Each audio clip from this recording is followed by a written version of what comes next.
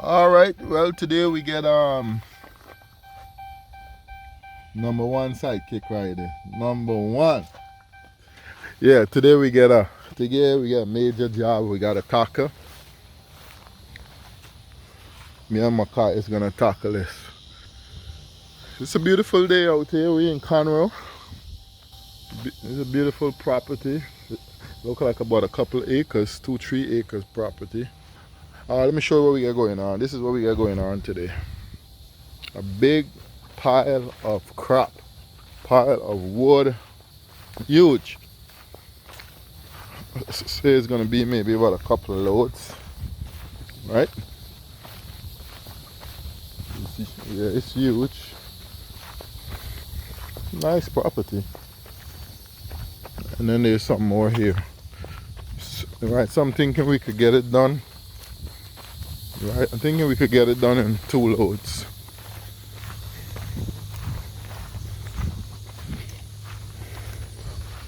Get it done in 2 loads. Yeah.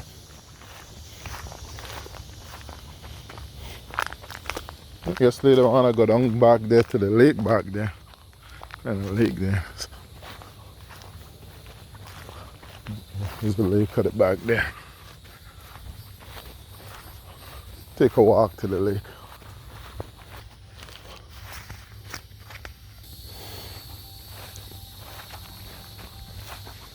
Sweet boy, ready to go to work? I get a green tea here for you. I get a green tea, and I get coffee. We could split. Yeah? Huh? I get coffee. We could split this one. Eh?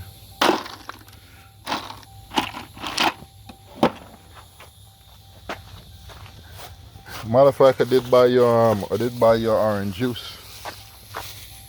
No? Huh? No. Oh, you didn't care for that orange juice.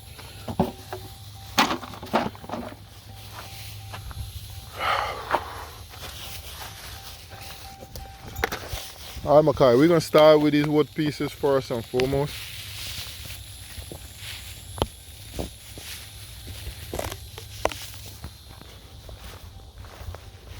I wonder if anybody live in this place. Right by a lake. So I wonder how much you're renting this shit for. I know it's way in Conroe here, but shit. The kind of property I like. Only thing is it's away from the city. It's away from the hustle and bustling. Alright.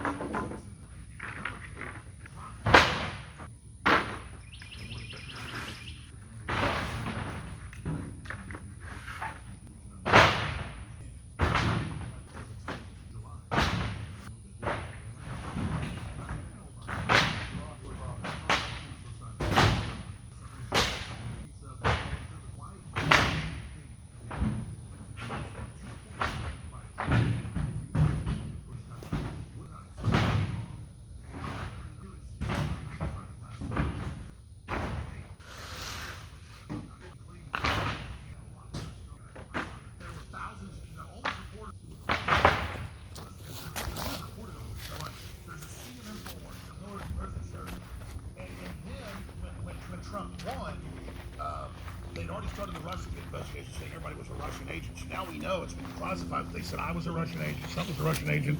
It was all fake. And then they were able to declare national security. This came out in Congress 3 months ago and put the CIA on us. So the CIA, through law firms and through PR firms, they've now bragged after the cases about this. They had a big Time magazine article about it, and they had and then the PR firms, one of the largest in the country, just got bought by the biggest. They do the PR for the UN. After the judgments, they went, okay, we did it. We're the geniuses. We're the best. We went and found something that made him look bad, blew it up, had the media all report it, and then make it hurtful to people, but it was them blowing it up. Then demonize me, say that I was Trump's right-hand man to demonize Trump, and then basically set the precedent that if they could take me down, they could then take everybody else down. That if folks allowed me to be taken down, they also mentioned Julian Assange in the documents, if they could shut him down and have the left agree with it, and have the right agree with me being shut down, it would set the precedent to knock down all the dominoes. So I was chosen just as the archetype of, see, it's good, we're going to censor him. And then as soon as they were done with me, they moved on to everybody else. And so I was just chosen as the test pilot for this. Alex, upbringing. Let's go back to 10 years old, 12 years old. Everybody has an influence, right? For me, my mother's family, they were all communists. My dad's family, they were imperialists. For you to be this much of a true believer, what was the conversations like at the kitchen table with mom and dad? What did you guys talk about? Well, there was full mobilization in the Cold War across the country, but particularly places like Texas and the South. And so, I mean, I would go to family reunions, and it was like a soldier of fortune. And so a lot of the family had been, obviously in World War II, Korea, Vietnam, and a lot of them had been, operatives in the CIA and things like that. But to me, you're a kid, and when the family reunion's going on, I'm just, getting on a four-wheeler and, taking a shotgun off and shooting birds. I'm not, hanging out with all these old men. And then a lot of family on my dad's side that had done stuff for the government in operations, not just around the world, but here. Because back then it was like human intelligence. By the 90s, it went to digital stuff. But before that, you had to have a lot of muscle on the ground, a lot of people. People that don't know, the Army, all over the world, but also in the U.S., would go around and kill people. It was like extrajudicial. Senators would sign off on letters, and they'd send usually Army officers off to kill people. So like when you see the movie, that movie with all the great actors, Apocalypse Now, where they have the Army captain and then they're sending him to kill Colonel Kurtz. That's a fictional story, but that's actually how it works. The biggest hitman group in the United States or the world would be like Army officers. Like that, think like, the Italian mafia's got 100 hitmen. Well, they got 10,000 hitmen. So, and then my dad had a guy he called, like his uncle, his cousin, 10 years older, that lived across the street, and he only told my dad about that was one of his jobs. And then my mom's brother had been an Army officer, and he was involved in Iran-Contra and a bunch of black ops. But he was involved in being in charge of things, building airfields in Central and South America. And so he was the one that really told me about all this stuff. And then my dad had got recruited into the academic arm of this stuff. It was like above the CIA, like Plan 2 at University of Texas. When he was like 14, 15, he was already going to the University of Texas because he was winning all these awards and had top perfect score. And his mom thought he was going to, he was like 14, to take tests to be in NASA and Eisenhower's Whiz Kid program, but it wasn't a Whiz Kid program to be in NASA. And so my dad got into that for a while. He never told me what he did. And then he decided to get out of it and just be a doctor. But the house was just full of all this Zbigniew Brzezinski books and Henry Kissinger stuff and just world politics and, just military manuals and just stuff everywhere. And my dad was just always voracious in reading. And so I just grew up basically around all this stuff. And it was particularly my mom's brother, who died about 9 years ago, a really smart guy, who got out of it. And then when he was dying of pneumonia, last time I saw him, I thought he was going to live, and 11 months later, he just said, well, I want you to know the stuff about them trafficking kids is true, and that's why I got out of what I was doing in Central America, because they were smuggling kids out of orphanages and doing terrible things with them, and we just knew about it. This is your mom's brother. My mom's brother. Yeah. And of course, remember, this is 9 years ago, before all the migrant crisis and the kids and the current smuggling. He was seeing it down there. And he said he and a bunch of his guys got out of it. Some of the guys he was with, the government killed. And what was his background, your uncle?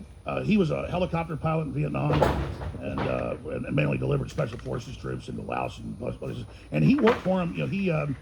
My mom doesn't like me telling this stuff because he told her about it, didn't tell me.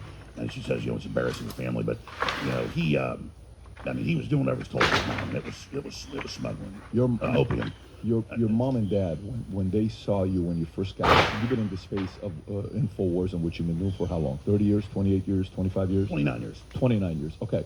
So when you first got in... I was 20 years old. You were 20 years old, okay. So what was their initial reaction to it? Was it like, Alex, what are you doing? And there was we believe in you, we agree with you, you're talking too much, relax, this is you going overboard. What was their reaction to this when you first got started? My dad, for the first 5, 6, 7 years, would just sometimes say, you need to be careful what you're doing, and you can get killed doing this. And he said, one time he said, I can have you talk to some people and get you out of this right now. And I said, the government's bad. He said, they are bad. They got to do bad things to protect this country. They're in charge because they're smart, and they're smarter than us. What a thing to say. And yeah. They got to do bad things to protect the country. Yeah. And well, because there's bad guys, and so we have totally get it. Yeah. Totally get it. And we have to fill the place with bad guys so they don't control that space. Okay, you understand? You got to fill the space of the bad guys so they don't control that space. Yes, that's all Zbigniew Brzezinski, Harvard, Straussian, end justifies the mean stuff. This is really the philosophy there, but they're really the bad guys. And then about 6 years into it, my dad came and apologized. He said, "No, you're right," and because the system wasn't that bad, on the surface, 25 years ago. Yeah. But then after he was, "No, you're right," and like his cousin, would do stuff like, I'd be over there for coffee like once or twice a year, and he'd go, "Yeah, I've been reading some of the stuff you're doing. You better be careful. They're gonna kill your ass." And I didn't even know at that time that's what he did. I'm sitting there with an Army officer that, So let me. I'm trying to get the dates right here because, 29 years ago, makes it 1996. Is it fair to say you started in 1996? No, I started in 94. 94. Okay, so and Wikipedia is all wrong. 29 years ago. Wikipedia is all wrong. It says InfoWars started in 2019. That's just the way the internet registers it. Once I transferred it, it started in 1997. I got the website. Perfect. So 1994 you get started. 6 years later, your dad is saying you're right. Is this pre you saying what's going to happen to the towers or what's going to happen? There's an attack that's going to happen in July. Was it pre that event, or did your dad say, I agree with what you're doing post that event? No, he said he agreed with me right before that. So pre 9/11, he agreed with you. Yes. And then what did he say to you after 9/11 when you're like, Dad, this is what's going to happen? I'm assuming you're talking to your mom and dad, and like, Alex, you sure about this? You just that's a pretty outlandish claim you're making. And then boom, 9/11 happens. What's that immediate conversation like? And the reason why I want to focus on parents is because my influence is my mom and dad. So it's kind of like as you're making these types of claims, and let's just say you're on a crusade. I think in your mind, you think you're on a crusade, right? Definitely a crusade. You can't trust a lot of people. There's only a few people you can trust. They can let your guards down and just talk to them. I would assume your mom and dad are in that. Oh yeah, they were always good people. They weren't villains. But my mom, has a degree in history. They were just always into this stuff, and they believed in America.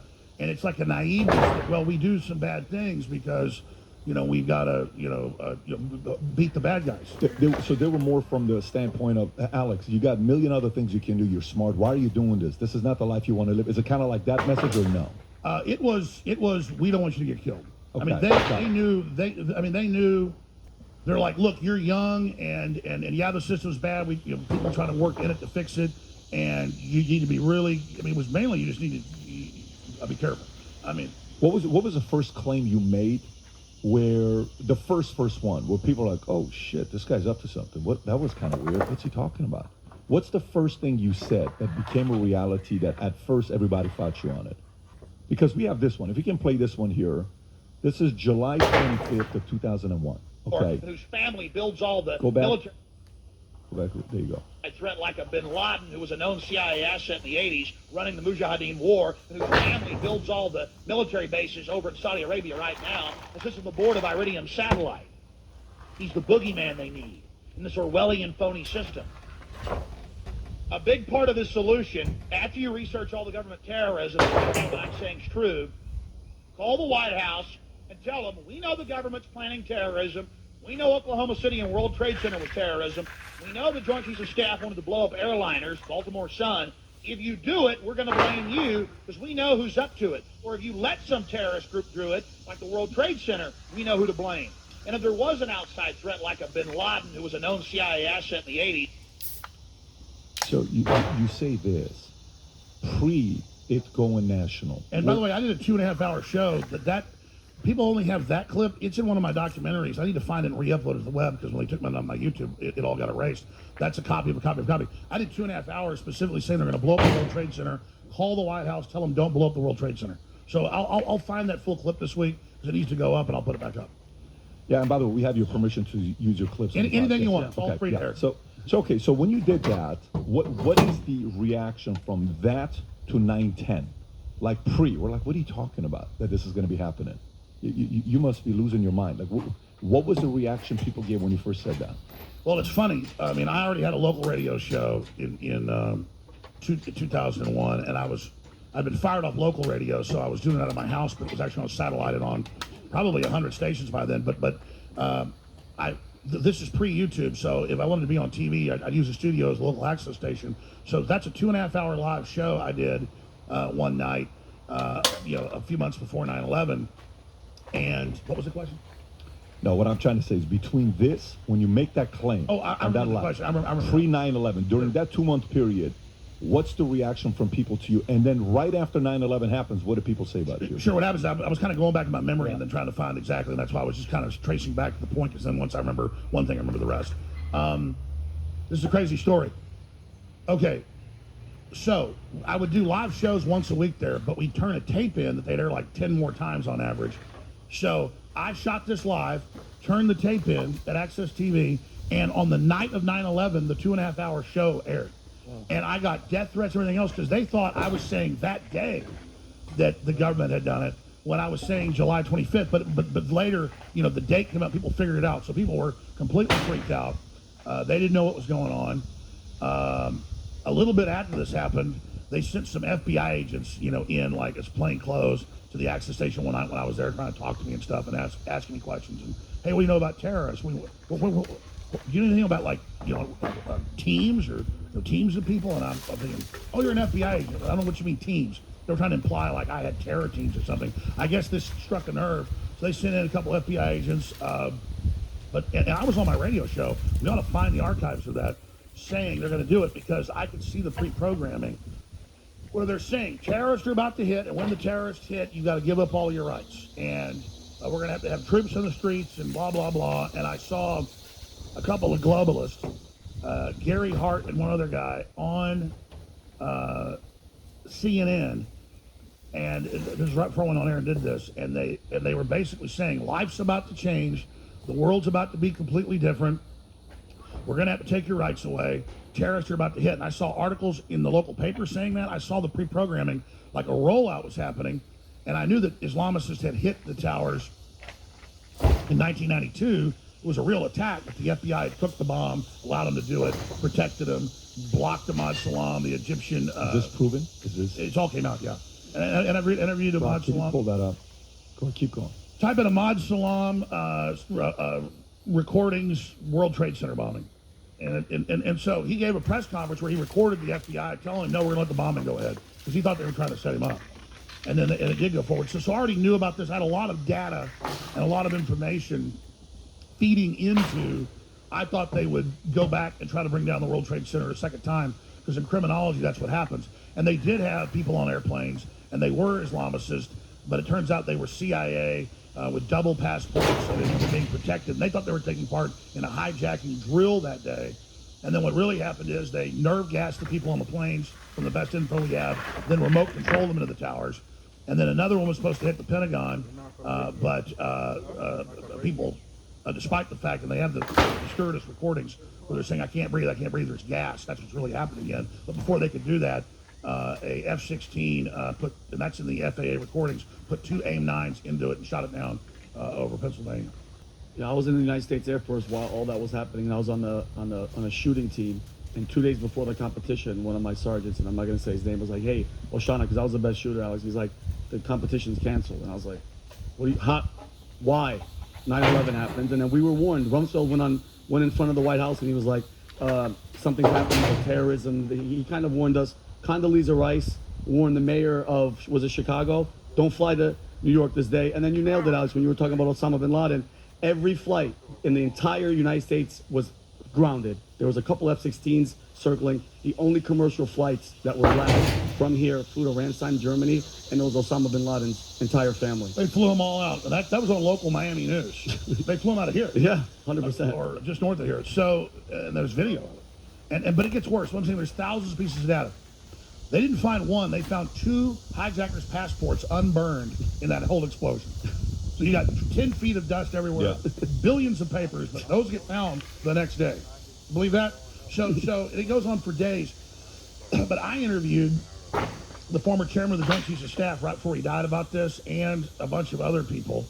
And they told me before it came out a few years later that all the top generals were supposed to go to New York that day for a big meeting. They got told not to go. And remember, the Pentagon asked InfraGard leaders a month before, about 2 weeks before, you pull these up in articles, that's all that corporate executives, get approached as part of Homeland Security before they announce that name, and infrastructure protection and the whole shadow government program.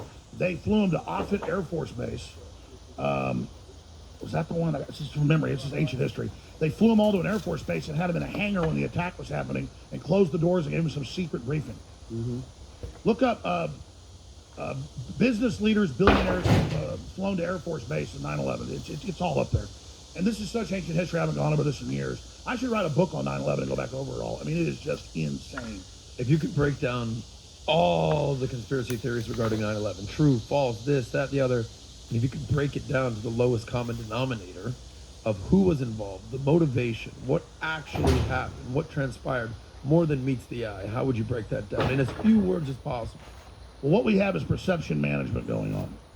And so this submarine thing, the Titan and the Titanic, all of this is a great window into this. I don't know what really happened there. We know we're being lied to. We know the Navy and the Coast Guard have incredible sonar. That area in the Atlantic's heavily covered because of nuclear submarine stuff. And they know the signature of an imploding vessel. It's been studied heavily. And they also know the sound of it hitting the bottom. I mean, they can hear somebody thumping on the side of a submarine 3,000 miles away. And they've got signatures. There's been hundreds of billions of dollars put into acoustic sonar systems and other things. And they've got even more advanced stuff like that deals with these giant antennas they've got strung out that are sending waves to the earth that's beyond sonar that pick all this stuff up. It's insane. And so they knew exactly when it imploded. They knew they were dead.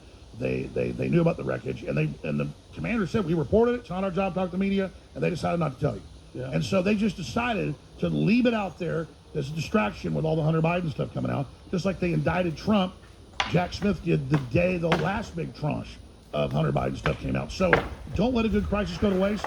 Were they in the submarine? They really died? I mean, we get lied to so much, who knows? And am I going to get sued for 2.75 trillion? I mean, all I know is I'm saying I've been lied to so much. I don't know, but I know this. My phone blew up, my text messages. I've never been asked in a short period of time, so many times since Monday, what do you think really happened with the submarine? And that shows people don't buy it. And almost everybody says, I don't think anybody was on it. Or I think they knew they were already dead. And I was hearing this on Monday. And, they're already dead. They know they're dead. They're just going to have this like the boy in the well. And so everybody focuses on it. And I'm like, I don't know. So I didn't comment until Friday. Because what I've learned is they spin when I just question and war game something. And then say, look, he says nobody died. And they'll go to the widow, one of the submarine guys, and go, look, he's up there making money saying nobody died. And then they'll I mean, literally, that's the model. But what's happening is the public doesn't believe any of it. Almost no one I talk to, like no one believes it. So you asked your question is, what's the biggest thing we expose, or how does this mind control work? I think we're coming out of it. We have a discredited corporate media. We have a discredited government that's been hijacked. The public's really ending their naivete and figuring out they've been lied to and beginning the journey of discovering what's happening. I think popular podcasts and shows like yours that are really, I think, middle of the road, but are actually just looking at the facts, are going to lead the way out of this, as the new media is now the mainstream media. I mean, your show's bigger than most of the shows on cable. Joe Rogan's show, I think something like 50 times bigger than a CNN show, 15 times bigger than a Fox show. But why do we still call it the mainstream media? Why do we still sit, all they are is disruptors that sit there and use psychological warfare to manipulate us. And so it's very healthy that people don't believe anything they're told. That's your right. especially when you've been lied to so much. If I had a neighbor that lied to me once, I'd think they were weird. They lied to me twice, I'm not going to talk to them anymore. These people have been lying to us, caught, and then laugh about it, how funny it is. I mean, take James O'Keefe last year. This is about a year and a half ago. This is a full year before they totally shut it down. Well, we're going to end the whole COVID thing and stop hyping that for now. And we're going to be all global warming and lockdowns and energy shortages and collapsing stuff and, just the end of civilization, end of the world. And then like a light switch, a few months later, all the media on the same day gets the new script and shifts to that. Well, that's the dinosaur media. And the only power they have is getting us to kind of debate what they're saying and doing, when at a certain point you realize it's just all crap. And that's happened. The average CNN show has like 80,000 viewers. The Fox has lost half their viewers at least. They're down from an average of 2 million viewers to like less than 1 million. They're all committing suicide. You see Anheuser-Busch committing suicide. But then Modelo's smart. We want to celebrate sports heroes and icons and war veterans and families and heritage and then like it's not just the Hispanics going out and buying the beer, it's the white people. They go, yeah, we want to celebrate heritage too. I mean, we want to crack a beer and think about our country and our mothers and fathers and sisters and brothers and children, how we're good people and how we want to be successful. We want to hear about a boxer or a swimmer or a firefighter that saved kids. We don't want to see some clown hop around in a dress. And we're sick of the demoralization. So their attempt to demoralize us is not demoralizing us now. It's causing the Great Awakening. So when you're saying that, here's how I process it. So take somebody that's watching this and saying, I cannot believe these guys are hosting Alex Jones. This guy is the platform from everywhere, Twitter, even Elon Musk doesn't have Alex Jones, which I'm going to ask you about that as well on Why in a minute. But there are the people that 100% agree with you. They're loving what you're saying. Like, oh, this is awesome, great, keep going it. And then there's the people in the middle like, yeah, kind of makes sense. And the people on the one side that you're not going to win anyways. I just want to talk to the people in the middle. Forget about either side. I want to talk to the people in the middle. So if you're like me, as a Middle Eastern Alex, I'm naturally super skeptical. I'm a paranoid guy. I don't trust a lot of people. I'm kind of like, well, what's the guy's motive, et cetera, et cetera. But here's the part, Rob. We've shown this before. Here's public's trust in the U.S. government from 58 to today. It's the lowest it's been. Look at the numbers right there. I mean, I think the lowest it hit was under Obama, if you look at it there. And then now, from there, kept going. It hasn't increased. Now, go to the public trust in mainstream media, which is even worse. We were all the way up at, 75% in 1976, give or take. And it has gradually declined all the way down to 34%. So it's not. And by the way, I've looked at these big national polls. They're still sampling more mainline people. So from the numbers I've seen and what they internally have, they can do with these algorithms, it's way worse. Congress is more like 5%, and the media. Trust in Congress? Yes. Can you pull that up, Rob? And the media is 9%. And by the way, these numbers are from Gallup. It's not exactly some random website. What I'm saying is Gallup though is from what we've seen it's worse than what they're saying. But here's a part though. Even with Gallup, for Gallup to show 34, 7% of Americans have confidence in our institutions failing us. Okay, so what's the key word there that we're not trusting? Institutions, establishment. Okay, like people are wondering, and nowadays even college education, is it even worth for me to go to college? What am I going to go to college for? And that's why they want to watch a new show, check what it's saying, and then they basically knight that as the new show, like yours or Joe Rogan, because they trust you. Does that make sense? Yeah. So they've committed suicide, and they think destroying us will make them be risen from the dead. They could take us all out. New people will pop right back up. I think what people want is to listen to other skeptical people. I think Joe's skeptical. I don't look at Joe and I'm like, Joe is a guy that's fully trying to push an agenda. I think Joe's sitting there saying, guys, I don't know what's going on here. I'm going through the problem. Like the way he opened up. He's skeptical and he is curious. I love the way he's very curious. I love the way he opened up the RFK interview. Where he said, I'm not going to lie to you, for the last 5 years, when I would watch sometimes, this guy's a kook, this guy's this, I'm like, oh, okay, probably not. And then all of a sudden I'm like, wait a minute, some of the stuff he's saying is true. And then I read the book and I'm like, holy shit. And then we ran into each other at it's funny, the same restaurant we were at. It was myself, him, and RFK, Casa D'Angelo. We have to give a shout out to Casa D'Angelo, Aspen. We were just a day apart. We were all there. Joe Rogan, all those guys. Yeah. So that's how they connected. Like, hey, I want to get you on the podcast. And then obviously when he did the podcast, he pissed off everybody, Dr. Hortez, all these things. Anyways, what I do want to do is this before we go into the next one. Rob, can you pull up the next thing here with the Tucker Carlson video he had. I want to say it's in March or something like that when he said this. Again, this was a couple months before it happened. Rob, you had it just a minute ago. You had it. So and it's like how Hotez won't debate. Look at Kirby and all of them running off the stage. They're running. They're running. That's when you're fleeing. That's when you've been routed in a war. Yeah, but folks like Mehdi Hassan are saying he shouldn't debate. You know, Time Magazine, he shouldn't debate. They said, You know, he said in science we don't debate. Yeah, exactly. That's like saying in boxing we don't fight. Yeah. So play this clip. This is when, Rob, can you first show the date? This is March of this year, right? We're talking March of this year, March 8th of this year. This is you. Okay, if you can play this. He gets what's going on. He's not going back. He believes in the people. And so I predict he won't be at Fox News in the near future if he's unable to put this out. I'm going to leave it at that. But that's speaking from my perspective. I'm not speaking for Tucker.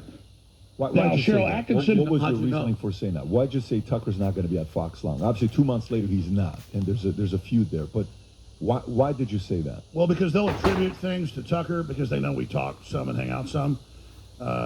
He's on the other side of Florida over in Naples. he's in Sarasota? Boca Grande or whatever. And so we hung out on Thanksgiving last year. But he used to think I was full of it, and then he kind of woke up with a lot of stuff. Him and Vicky, like 10, 11, 12 years ago, we became friends, hung out. And then he still thought I was kind of crazy, and then he learned more and more as it went along. And so I had called him, I think we talked like the day before that or something, I don't remember exactly. And I said, listen, all the things you're doing they're going to let you go. I said, there's no way that, and we had a private conversation about that, and he didn't see it coming. And I said, well, I just really think you should do your own thing when this goes down. And I said, because we'd already talked about this some at Thanksgiving, and the infrastructure, independent things, the future, and he's kind of going to his toe in that. And then I said, okay, well, I predict you're going to be gone within a month. I said, I smell it. And I just, it's not even like being psychic. I get all this data, and all I do is immerse myself. You call it the Holy Spirit, whatever you want, but it's like, boom, then I see something. Like I saw the World Trade Center towers on fire.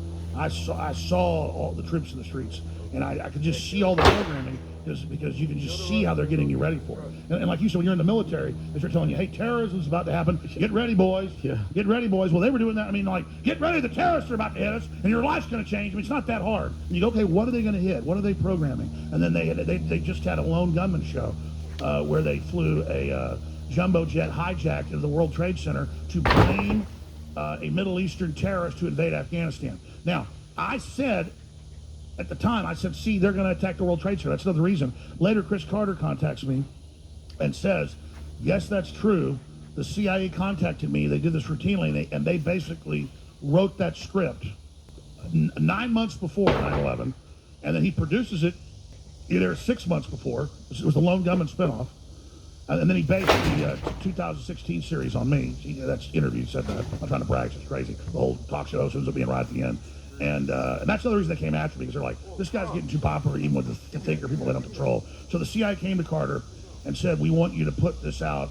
And then you notice this 2016 show is all about a vaccine that has a system in it that basically destroys your immune system.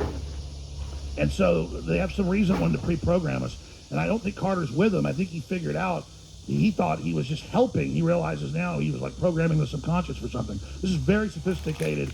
You have your conscious, you have your unconscious, and you have your subconscious.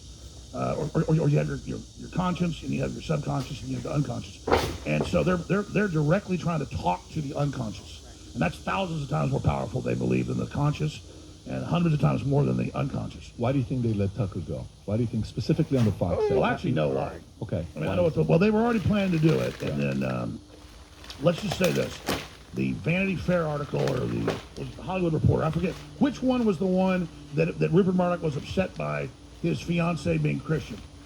Well, yeah, I remember reading that where Tucker was talking about God a lot in that speech, and that it pissed him off because Rupert Murdoch is an atheist. Well, and he got really pissed off. Vanity Fair. Vanity Fair, and so the night they pulled the trigger was when he gave that Heritage Foundation speech. He said, look, God's real. You need to pray to God at least 5 minutes a day. Evil's real. and you need to get God. You need to get God right now. Tucker said that Tucker did that in his speech Yeah. at the Heritage Foundation. And then Murdoch called the head of Fox and said, I want him fired, and I want him fired Monday morning. Don't tell him until we put the press release out simultaneously. So they call him, get him on the phone, say you're fired, and then put the press release out and hang up on him. Alex, how do you know this? And then they won't tell him. How do you know this? Is it because people from? I can't give sources. No, I'm not giving. No, I'm not giving names. I'm not giving names. All I mean, I'm my saying- sources are so good that I even had Tucker's guys like, come on, Alex, don't tell everybody everything. And I didn't even get it from Tucker. I got some of it. The point is, I know everything. Okay, somebody. In fact, I got stuff so incredible to blow you away, but I can't tell you. I mean, it's pretty amazing. This is all from my perspective. This is what I hear. What I'm getting is I have a different source. My source is the amount of people that have reached out that want to come join our organization. And we're not even a big media company. We're barely getting started. We're a small little media company here in South Florida. And but the amount of people that are saying, hey, are you looking for talent? We heard you're looking for talent. We don't want to be here long term. Some of the stuff that's going on the inside at Fox is not something we're Fox is comfortable falling with. apart. I mean, Tucker, obviously his former lead producer that put up the thing that Biden's an aspiring dictator, that was his last hurrah knowing they fire him. They're all going to join Tucker. He's building it. I have to talk You know, that's all I'm saying is we get to call on people. So you're saying Tucker's planning on building a media company? Or on Twitter. I think that's obvious. Okay. I mean, yes. But here's the thing. I don't want to give anything out of confidence. And so I've learned, I have Fox sources, I have other sources, I've talked to people, and I mean, that's obvious that's what he's going to do. I mean, in his first new show that got like 100 and whatever million views, he said, I plan to do monologues and then more things after that. So yes, what you saw with his Fox Nation thing, but done right, is what he's planning. It's all, the thing is, people say things are classified or they're secret. Real intelligence is what's right in front of you. So Tucker has said he's going to do all this. And so then I do know some of the things he's planning, but I'm not going to repeat that. I can just tell you what I can, with human intelligence, see is going on. But yes, Fox has actually lost 50+% of its main viewers. It's like 65% of their key demo. Basically, they committed suicide, again, just like all these other leftist companies, because they're planning something big, and I don't think they care. The central banks with the ESGs can give them unlimited money to prop them up later. That's why these companies fall over themselves to lose $24 billion at Target or $15 billion at Anheuser-Busch. Fall over themselves to do this is because they're planning something so big and things are going to be shook up so bad that none of this is going to be here anymore. And then that leads us to the Russia situation. Who are some of the guys you're seeing right now that are either in the process of being the next Tuckers or are in the camp of Tucker, that they're pushing the envelope, they're challenging the establishment? Who else would you put? Obviously not at Tucker's level. Tucker's a guy that's the MJ of the industry today. Who else you see is coming up? Whatever different places they are there any other names that you're seeing that's going under the direction that Tucker's going? Like, for example, when we used to watch Tucker back in the days with Crossfire, and he's doing what he's doing with Jon Stewart, and Jon Stewart's trying to punk him, and you see how Tucker stood up to him, and challenge him, and then look, he went from being who he was back then, and the bow tie, to not being the Tucker of nobody's getting the kind of eyeballs he's getting. So who won at the end of the day? Tucker won from going, John. Well, that's the thing. Tucker is a genuinely nice guy, but he's also a big guy and really smart, and he has a temper. So the point is that them messing with him and stuff made him go from being a Mr. Nice Guy to no more Mr. Nice Guy, and now he's really no more Mr. Nice Guy. Yeah, I don't think anybody's in his class for being able to do interviews or think on his feet or do a great monologue, because he writes all that himself. He's a great writer, great researcher. And then I think Joe Rogan, just because of his curiosity and because of his, being skeptical, obviously he's just going to continue to get bigger. I think, people like yourself. I've seen your show exponentially grow. It's always been popular, but I see it everywhere now. It's obviously exploding. What do you think about, I guess the question I was more asking is guys from mainstream media, not the podcast guys. Like, who at Fox do you see? Do you like what Brett does? Do you like what some of the guys at Megyn Kelly's doing? Obviously, Megyn Kelly's at a different place. Who are some of the names that you're saying? And Megan's already she's one of the best. I'm talking about some of the people at Fox that you're saying that guy maybe won't be at Fox too long himself. Is there anyone at Fox that you're thinking? I get your question. No, I don't think anybody's in Tucker's league. I don't think any of those people all just have producers. They try to break stories. They try to chase stories. And Fox is basically a sinking ship. And so I do think a lot of them are going to leave and be successful in whatever type of programs they do. But at the same time, look, everything is going to be either you're a populist, anti-New World Order, or you're a globalist suck-up. And so that's it. Everything's going to go towards, are you going to sit there and buy the BS of Neil deGrasse Tyson when he just tells you stuff that's completely untrue, and he just says science, science, science, science? You're like, well, show me science. And so he's like, I have a pink Lamborghini outside. Well, show me. No science. You don't question that. I say it's going to be 400 degrees outside tomorrow. Well, show me the facts. No science. Well, it was all tested.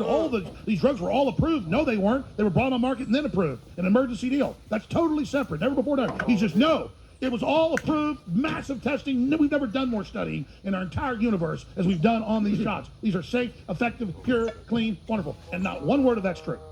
I mean, remember the first year it was an open piece of paper when you opened up the vaccine ampule by law. It has to be in there. And it just said the name of the company. Not one thing that was in it because none of it was approved. Emergency authorization. And then they did, quote, studies and suppress those studies. And that's all a fact. And they don't want you to even be able to say that. Anybody can look at what I just said. So it's going to be, are you going to sit there and take the establishment's money and tell people that there's, that there's ice water in hell, or are you going to try to figure out what's going on? So everything is going to be the quest for legitimacy, the quest for curiosity, and the quest of skepticism. And if you're not skeptical in this environment, you're an idiot. We have gotten in this situation because we've not been skeptical. And if you go to places like Russia or the Middle East or places that have had turmoil more recently, people are skeptical or they're dead. And so you either get skeptical and get your head in the game and learn how stuff works, or you're dead. We've had it so good in this country. We're the best house in a bad neighborhood. We've had it so good in this country for at least 150 years, okay? And this place has been a wonderland compared to most other countries. And so people now have grown up off our grandparents and off their grandparents, the average American, and have no idea how good we've had it, and the fact that God is lowering the defense shield now because we have stopped being good moral people, and now tyranny's flooding in, and we better find God and find skepticism and find rugged individualism and find the will to stand up and have courage, or we'll lose everything. People always say, oh, you've got courage to fight them. I'm trying to get out of walls closing in on my family and my country and the world. It's not courage to be trying to get out of this thing. I mean, you take the cheesy Star Wars analogy where they're in the trash compactor, it's going to kill them. Do they have courage trying to get out of there? No, they're fighting for their lives. If somebody tied bowling balls to my legs and threw me in the deep end, and I'm fighting, trying to claw my way up out of there, it's not courage. It's the opposite. It's self-preservation. So people better understand, it's not courage, okay? It's the courage to save yourself, which isn't courage at all, in my view. So, Alex, it's obviously a pattern when it comes to people that are exposing the truth, the elites and everything. You, Julian Assange, Edward Snowden, Andrew Tate, RFK. People, like even me personally, is there a light at the end of the tunnel? Like, is there a chance for us to win, or are we fighting a losing battle? Because, Alex, they have set up the pieces to this game that we're playing in. Is there a light, like with people like this, that you have this passion? The truth is coming out, but is it all for nothing? There is a light at the end of the tunnel. They've gone and dug up those temples of Ramses II 3,000 plus years ago. More than that with Moses. So what you see in the Ten Commandments, I mean, that was real people, real stuff went on. People can question the biblical story if they want, but Moses existed, Ramses II existed, all that went on. You're saying, what's that to do with what I asked? The Israelites had to just stop doing what they were told. Everybody's seen that meme that shows like 5 burn matches and then one match. One. Yep. And it says non-compliance or Yeah. non-conformity, and then all the other matches aren't burned. You can stop the chain reaction. And so finally, after decades or whatever it was of the Jews saying, we're done being your slaves, they said, okay, pack your stuff up and go. Okay, and the desert was rough and it was tough and they went through a lot of hell. Then they built their own thing. And so look how you built your own thing. The establishment became corrupt. The mainstream media lied to us. It committed seppuku. It committed suicide. Now we're building a new system. The Amish 400 years ago were Protestants. They were being persecuted in Switzerland and Germany. So they packed up, sold everything, and moved here. And still today, they don't have autism. They don't have any other stuff. They don't have suicide rates. They're living the dream because they don't hang out with big farm. And so we don't have to do what the Amish have done, but we have to.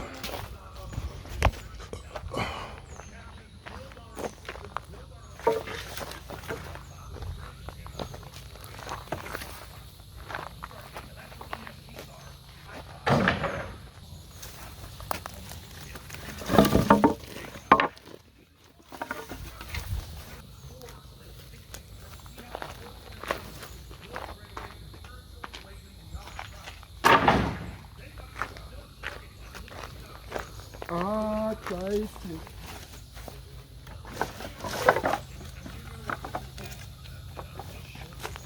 Yeah, make a good load.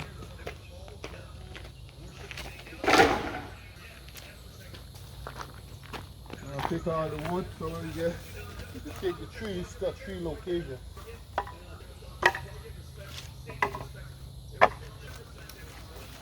Some big logs in there.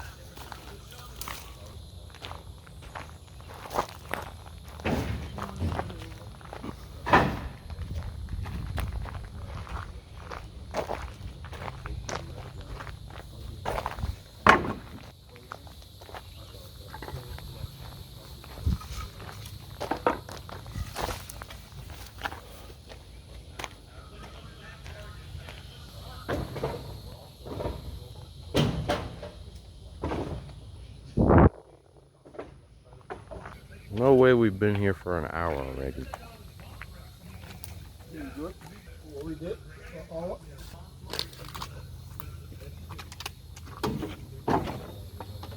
So this is a load, right? This is a good load here.